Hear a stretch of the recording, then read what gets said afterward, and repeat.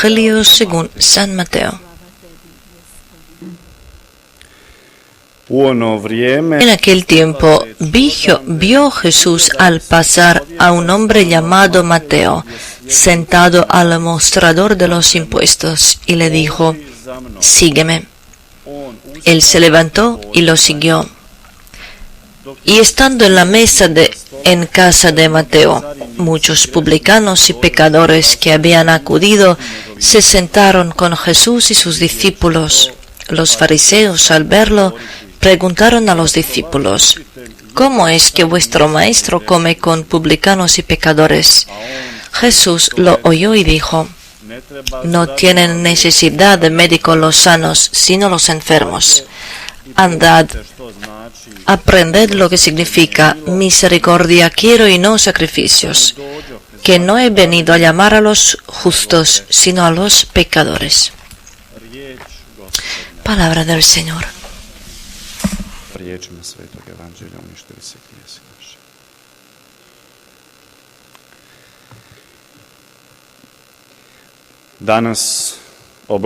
Hoy, en la fiesta de San Mateo, en el Evangelio escuchamos precisamente sobre su llamada. La Iglesia nos invita a que, escuchando las palabras de Mateo, reflexionemos también sobre nuestra relación, no solamente con Dios, sino con nuestra vida. ¿Quién es ese Mateo que recordamos hoy? ¿Por qué Jesús eligió precisamente a él para ser su apóstol?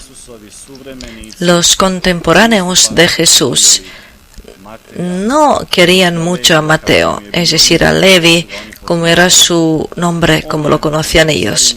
Era un publicano, recogía los impuestos, y aunque era judío, trabajaba por los enemigos romanos que inventaban todos tipos de los impuestos solamente para sacar dinero del pueblo judío. Mateo era uno de esos. En los ojos de sus judíos era un traicionero y ladrón. Y eso a los fariseos le dio razón para odiarlo y empujar el pueblo contra los romanos y el impuesto que se da para el emperador. Precisamente en el Evangelio de hoy tenemos los personajes de Mateo con los demás publicanos y pecadores, y también tenemos a los fariseos. Todos ellos son pecadores, pero existe una gran diferencia entre ellos. Y por eso las palabras de Jesús, que ha venido por los pecadores, no se refieren a los fariseos que se consideran los justos. Al comienzo escuchamos cómo Jesús, en una ocasión pasando, vio a ese Mateo que estaba sentado en la casa de impuestos. Lo llamó a seguirle y Mateo lo siguió enseguida. Lo dejó todo, el dinero, los documentos, y siguió a Jesús. Esta escena es muy fácil de imaginarla porque es muy sencilla. En realidad, demasiado sencilla.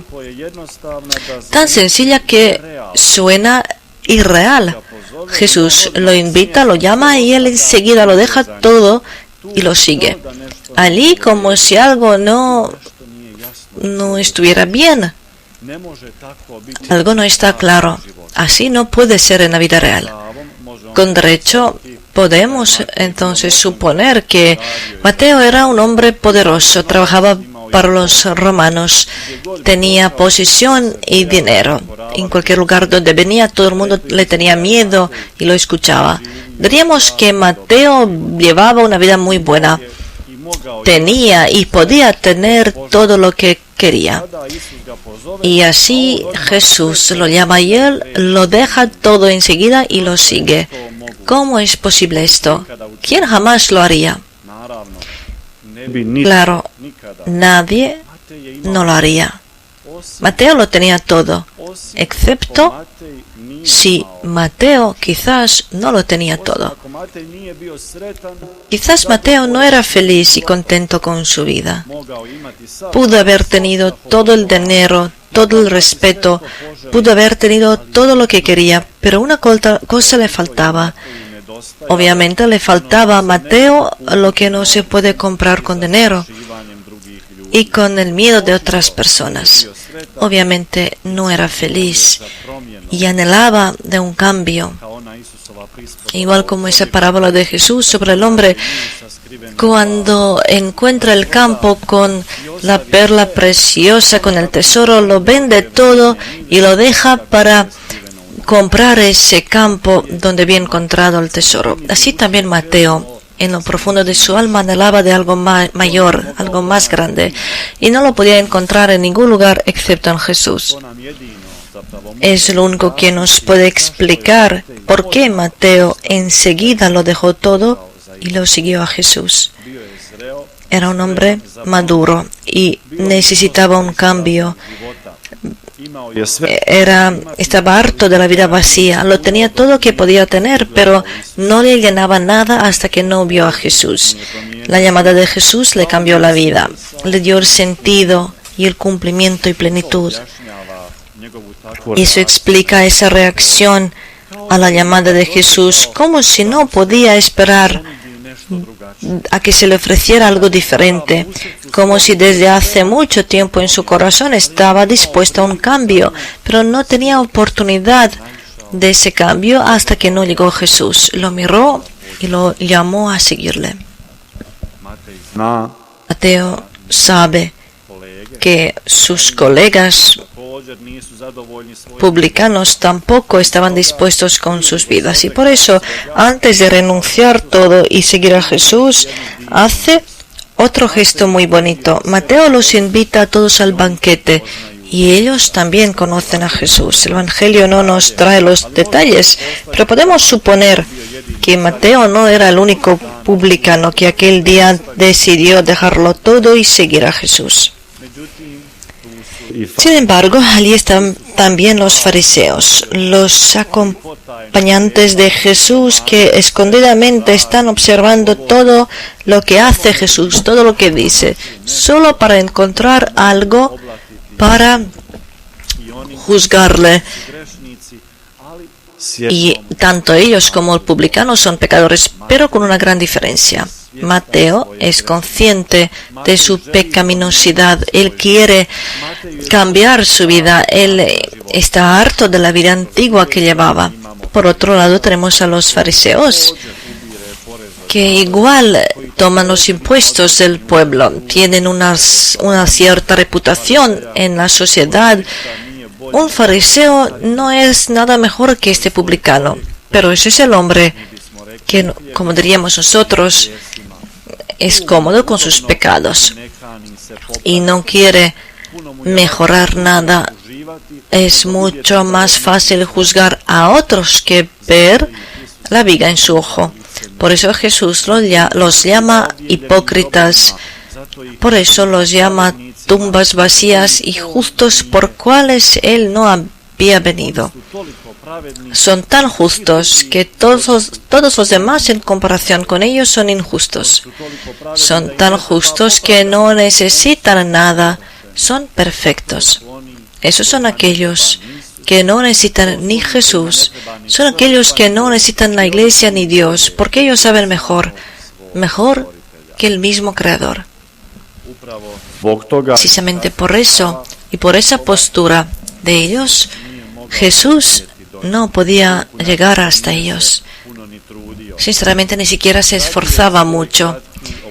Él prefería dirigir su vida en esta tierra a aquellos que lo querían escuchar y que necesitaban a Dios en su vida, aquellos que lo buscaban.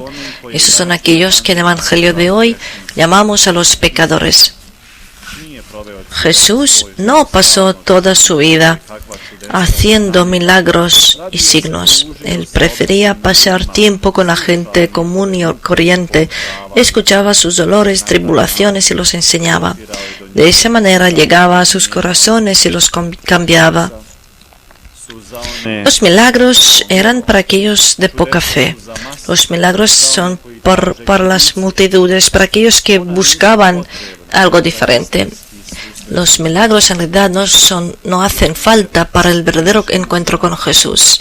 Jesús en los pecadores vio más de lo que vemos nosotros los hombres. Vio su verdadera naturaleza. Vio aquello que ellos pueden ser y lo que pueden, en lo que se pueden convertir.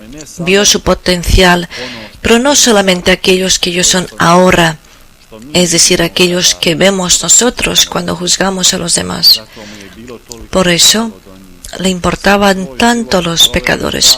Pasó toda su vida buscando las ovejas perdidas, sanando a aquellos que todo el mundo había descartado, pasando tiempo con aquellos que todo el mundo despreciaba. Es más, en el Evangelio escuchamos como Jesús dice: misericordia quiero y no sacrificios. Muchas veces quizás nos preguntamos qué hacer, cómo comportarnos, cómo agradar a lo nuestro. Aquí está la respuesta: misericordia quiero. Misericordia para Dios no es solamente una manera de complacer, sino la misericordia es el camino a la vida nueva. Es un cambio radical de la manera de la vida y de toda nuestra manera como miramos al mundo. Muchas veces hablan los santos sobre la misericordia de Dios. ¿Con qué frecuencia la Virgen habla también en sus apariciones sobre la misericordia de Dios? Es demasiado importante y por eso la mencionamos tantas veces. Si sabemos cuánto agrada a Dios la misericordia, ¿por qué es tan difícil ser misericordioso? ¿Por qué no queremos mostrar la misericordia a otros cuando de nuestra propia experiencia sabemos que qué bonito es recibir la misericordia de otra persona? Nosotros tan fácilmente en nuestra vida tachamos a aquellos que nos lastiman, a aquellos que nos hieren, tachamos a los pecadores, mientras en realidad nosotros mismos también somos pecadores. Tan fácilmente olvidamos el mandamiento de ser misericordioso como nuestro Padre del cielo es misericordioso. Olvidamos que en el Padre nuestro oramos a Dios que perdone a nosotros tal como nosotros perdonamos a los demás. Dios a través de la misericordia invita, llama a los pecadores y de ellos hace unos santos. A través de la misericordia invita a los pecadores y de ellos hace unos santos. San Mateo, que recordamos hoy, es un testigo de esto. Jesús pudo haber pasado a su lado, pudo haber no mirarlo, pero no lo hizo. Vio que de él puede hacer un hombre. ¿Cómo? Con su mirada misericordiosa. Nunca sabemos cuánto bien va a traer una pequeña obra de misericordia a alguien. Nadie de los que ven sus errores y quieren cambiar su vida, para Jesús no es un caso sin esperanza. Dios es misericordioso con todas sus obras y quiere que nosotros nos convertimos en aquello lo que fuimos imaginados, sus hijos, su imagen y semejanza. Por eso, hermanos y hermanas, que la Santa Misa de hoy sea una exhortación para reflexionar sobre nuestra vida, nuestras obras y actos. Si nos comportamos como los fariseos que están convencidos en su perfección y justicia, o nos damos cuenta que necesitamos el amor de Dios y su misericordia. Nos damos cuenta que poco vale nuestra vida si no hay Dios en ella. Mateo se dio cuenta de eso. Ese conocimiento lo llevó a Jesús.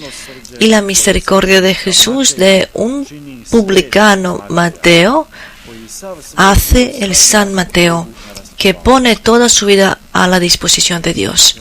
Hermanos y hermanas, que la intercesión de San Mateo y de la Bienaventurada Virgen María nos lleven a conocer la importancia de la misericordia de Dios en nuestra vida. Que obtengan para nosotros la gracia para que nosotros mismos podamos ser misericordiosos como nuestro Padre del cielo es misericordioso con nosotros. Amén.